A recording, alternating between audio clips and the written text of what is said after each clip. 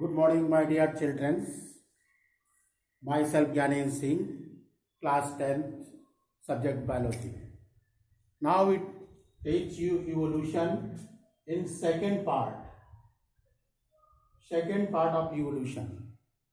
In past time, I already teach you about homologous, analogous, vestigial, and fossils.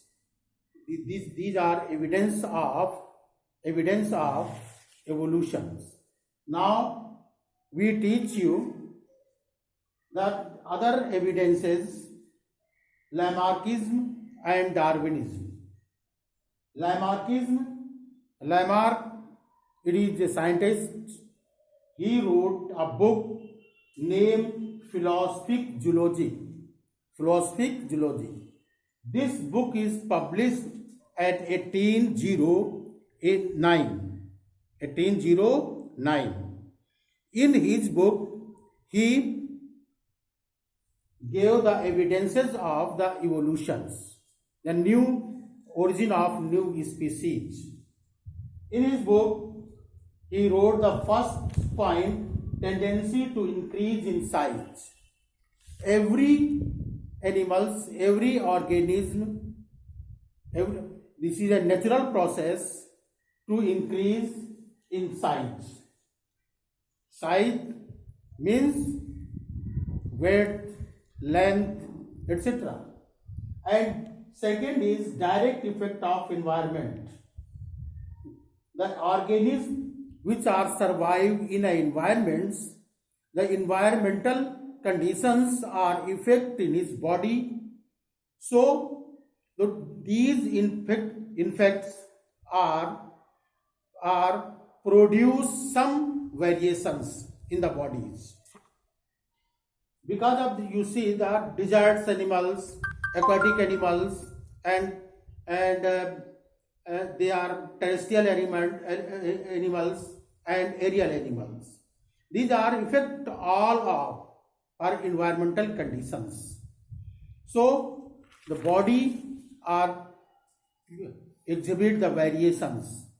These variations are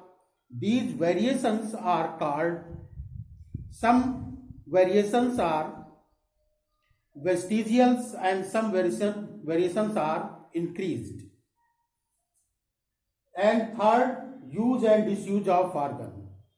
According to Lamarckism, which organ are used more and more by the animals, that organ is well developed, and which organs are not used, that organs are not developed, and that organs are residual in a time. So which organ are not developed, this organ is gradually is lost. That organ is called vestigial organs, such as tail vertebrae in a human, such as muscles of hair pinna, such as nictative membrane in eyes, such as hair in balls, and vermiform appendix. This vermiform appendix is well developed in the herbivorous animals, but nowadays the omnivorous animals are like a man. This is vestigial organs, and nictative membrane is well developed in aquatic animals, but in other animals it is vestigial organs. Nowadays the hairs also, these are vestigial organs, because we are covered our body by the cloths, and past time the animals having no cloths, so our full body is covered by the hairs. So these are vestigial organs. These use and disuse of organs are